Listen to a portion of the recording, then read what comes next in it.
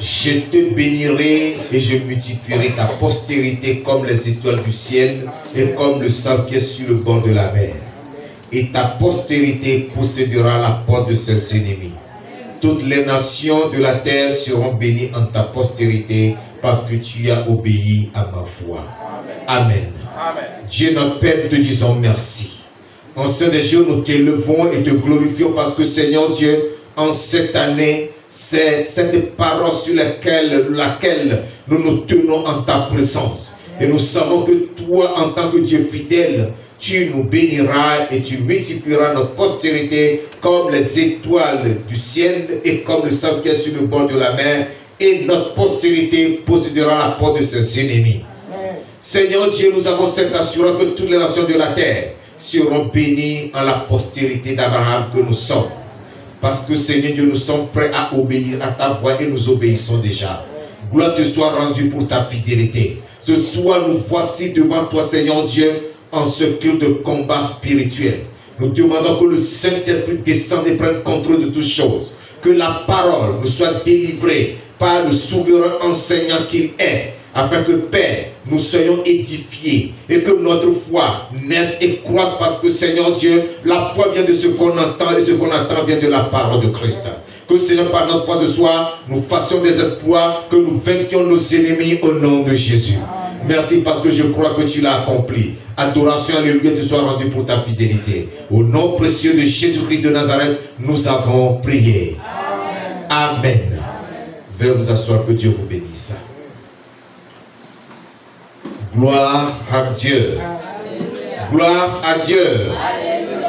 Nous bénissons le Seigneur pour la merveilleuse opportunité que nous avons de nous retrouver en sa présence ce soir. Et nous sommes là pour la prière. Comme vous le savez bien, ce soir c'est la prière. Mais comme d'habitude, nous allons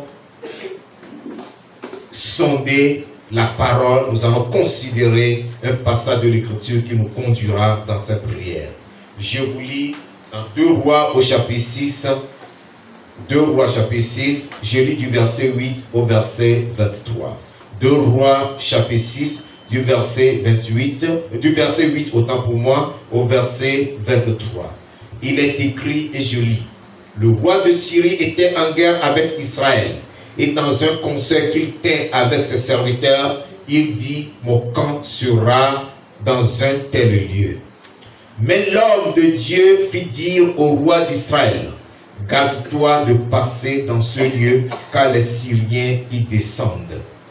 Et le roi d'Israël envoya des gens pour s'y tenir en observation vers le lieu que lui avait mentionné et signalé l'homme de Dieu. Cela arriva non pas une fois ni 2 fois. Le roi de Syrie en eut le cœur agité. Il appela ses serviteurs et leur dit: ne voulez-vous pas me dire lequel de nous est pour le roi d'Israël? L'un des serviteurs répondit: personne, ô roi mon Seigneur. Mais Élisée le prophète, qui est en Israël, rapporte au roi d'Israël les paroles que tu prononces dans ta chambre à coucher. Alléluia. Et le roi dit: allez et voyez où il est, et je le ferai prendre. On vint lui dire: voici, il est à Dothan. Il y envoya des chevaux, des chars et une forte troupe qui arrivèrent de nuit et qui enveloppèrent la ville. Le serviteur de l'homme de Dieu se leva de bon matin et sortit. Et voici, une troupe entourait la ville avec des chevaux et des chars. Et le serviteur dit à l'homme de Dieu: ah, mon Seigneur, comment ferons-nous? Il répondit: ne crains point, car ceux qui sont avec nous sont en plus grand nombre que ceux qui sont avec eux. Alléluia. Élisée pria et dit: Éternel, ouvre ses yeux pour qu'il voie. Et l'Éternel ouvrit les yeux du serviteur, qui vit la montagne pleine de chevaux et de chars de feu autour d'Élisée. Les Syriens descendirent vers Élisée. Il adressa alors cette prière à l'Éternel: daigne frapper d'aveuglement cette nation. Et l'Éternel les frappa d'aveuglement selon la parole d'Élisée. Alléluia.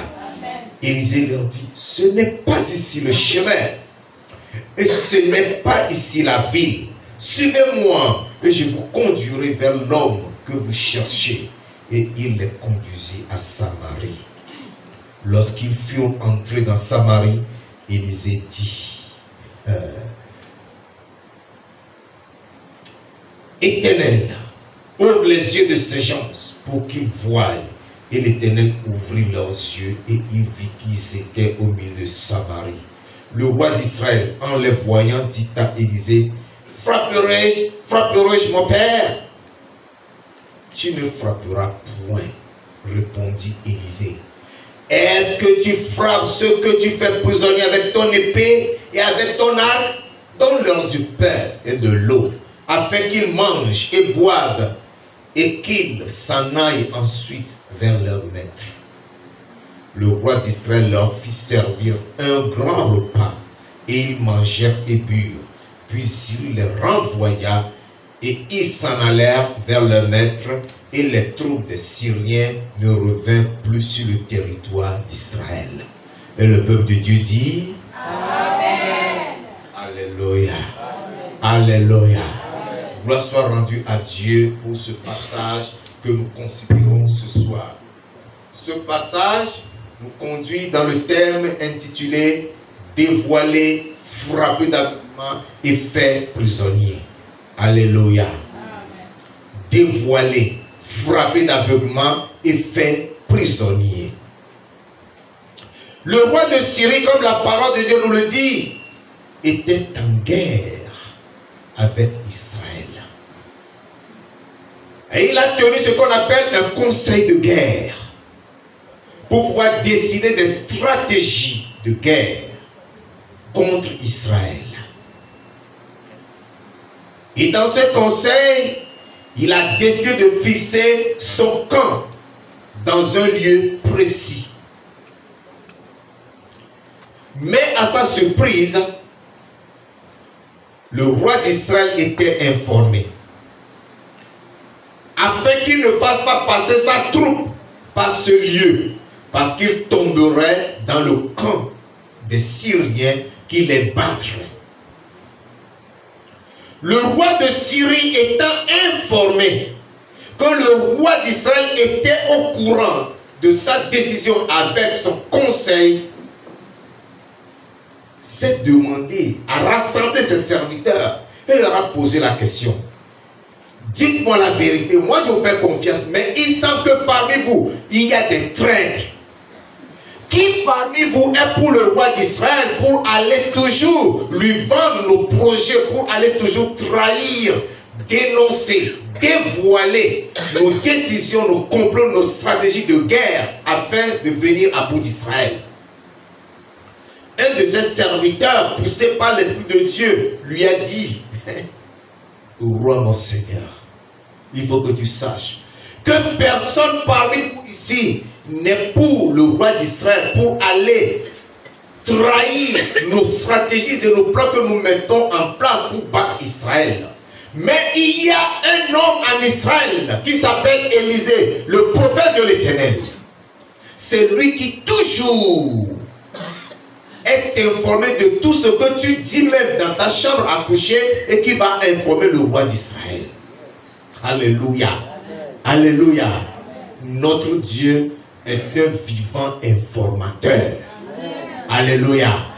Ton Dieu est un vivant informateur. Lorsque l'ennemi complote contre toi et prend une décision, même dans sa chambre à coucher, là où il n'y a personne, Dieu est présent, il est au courant de toutes ses stratégies et il vient te révéler les plans de l'ennemi.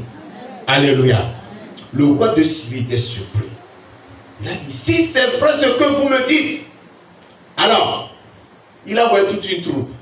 Allez, renseignez-vous. Sachez là où se trouve Élisée. Allez me l'arrêter. Amenez-le-moi ici. Alléluia. Alléluia. Et puis quelqu'un a couru pour venir lui dire, roi, je connais là où il se trouve. Il se trouve à Dothan. Dothan, c'est le lieu de l'épreuve. c'est le lieu des difficultés. Rappelez-vous que c'était à Dothan que Joseph a été jeté dans le puits. C'était à Dothan que Joseph a été retiré du puits pour être vendu aux commerçants ismaélites. Alléluia. Amen. Alléluia. Dothan, c'est le lieu des difficultés, c'est le lieu des épreuves. Élisée se trouvait à Dothan. Et le roi de Syrie a envoyé une grande troupe pour l'arrêter. Une seule personne envoie toute une troupe pour l'arrêter. Mais avant qu'il n'arrive, Élisée était informé par l'Éternel Dieu. Alléluia. Qu'on viendra t'arrêter. Il s'est déjà préparé. Lorsqu'ils étaient arrivés à la ville, ils ont trouvé la montagne. Ils cherchaient Élisée. Ils ont passé toute la nuit. Le lendemain matin très tôt, le serviteur du prophète Élisée était sorti. Et lorsqu'il a regardé, il y avait une grande troupe avec des chevaux et des chars tout autour de la montagne. Il a couru vite. Le prophète Élisée dit, hé maître, nous sommes perdus. Que ferons-nous? Parce que regarde toute la foule qui nous entoure ici.